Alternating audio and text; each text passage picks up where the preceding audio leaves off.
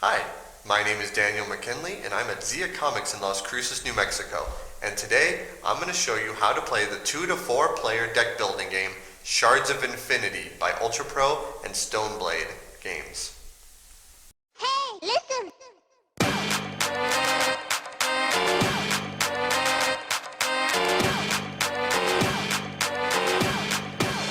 Get nerdy with me.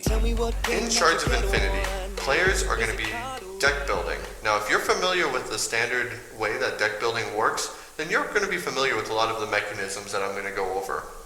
However, if you've never heard of deck building before or have not played it, I'm going to give you the basics right now. All players will start with a screen and the same 10 cards. Their player screen right here will begin with 50 life and will have 0 mastery. The goal of the game is to be the last person remaining with life available.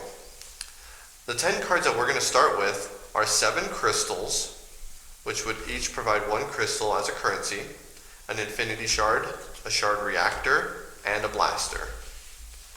These cards are mixed up, and players at the beginning of the game will always draw 5 cards. On your turn, you're going to be able to play all of the cards that are in your hand. Most of them are going to be stuff like crystals in order to buy other cards in the game. In this example, I am producing a total of 5 crystals, 3 from my single crystals and 2 from my shard reactor. I could buy any combination of cards that total 5. For example, I might be able to buy this card, since it only costs 2 from the cost. It refills, and then I would be able to buy another card for up to 3. Maybe this one. Whenever you buy cards, they're going to go immediately to your discard pile. Then it would become the next player's turn unless I have any more cards to play, like this infinity shard. On this card, I can do 2 damage. I can split this up however I'd like. Let's say I do 2 damage to this player. They would drop their life total from 50 to 48. That's the main way that you're going to be doing damage. As you acquire more cards, you're going to be able to do more and more damage, and combinations of other fun little abilities. Once I'm done with my turn, all my cards go to my discard pile, and then I draw 5 more cards, like so. Each turn, you're going to be continuing this. What happens is, once you run out of cards in your deck, you're going to be shuffling the cards from your discard pile, including any cards that you've previously bought, still drawing the 5 cards, and if you get any of your new cards on your future turn, you can go ahead and play them, like this. Most of them are just simply actions that you can play that will have the immediate effect. For example, this one, I can exhaust and gain 1 mastery. Whereas this card, I would gain 2 more attack power to attack other players, and I can banish a card from my hand or discard pile. There's multiple kinds of cards. There's allies, which are one-time uses, and then there's champions, which stay in play after you've played them. You'll notice this little life meter looks very similar to yours, and that's on purpose. In order to get rid of this, you would have to deal 4 damage in 1 turn to make me discard it. I'll still be able to play it again for later turns. Other of the cards will let you have abilities that let you draw cards, and some of them might even upgrade. That's where the mastery comes into play. As you gain mastery from this, cards will get better and better. For example, if I had a mastery level of 15 and I played this Avenger, then I get to destroy all enemy champions in addition to gaining 4 attack power.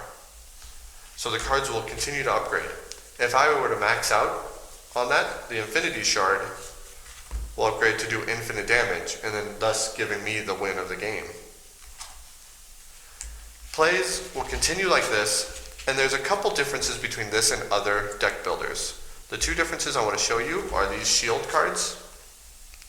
This shield, when another player attacks you directly, not one of your champions, but you directly, you may reveal cards with shields from your hand to prevent the damage. For example, if my opponent attacked me for 5, I could show him that I have this Command Seer in my hand, and I would prevent it. I don't discard the card, it remains in my hand for future turns. And then finally, there are Mercenary cards. Mercenary cards are unlike most in the fact that when they say Mercenary, instead of buying it and adding it to your discard pile to use later on, you can play it immediately into your play area, gain its effects, but you do not get to keep it. Once you're done playing it, it will go to the bottom of the deck and no longer becoming yours. This is great because sometimes you're in a pinch and you need that final ability, but at the same time, if some give you abilities for playing other cards, like Wraith or Undergrowth, then you can use that to gain those abilities. So that's in a nutshell how you play Shards of Infinity. As you can see, this is a really quick next level deck builder. It's not hard to learn how to play it, and you can get most people in the mode probably about 2 or 3 rounds in and being pretty comfortable with how they play it. Every time I've seen this play, people have loved it at the end of the game. So, if you'd like to come try it out, come by Zia Comics in Las Cruces, New Mexico, where you can play Shards of Infinity. Get nerdy with me. Tell me what game that you get on. Is it card or read? What kind of class do you play, girl? In an RPG?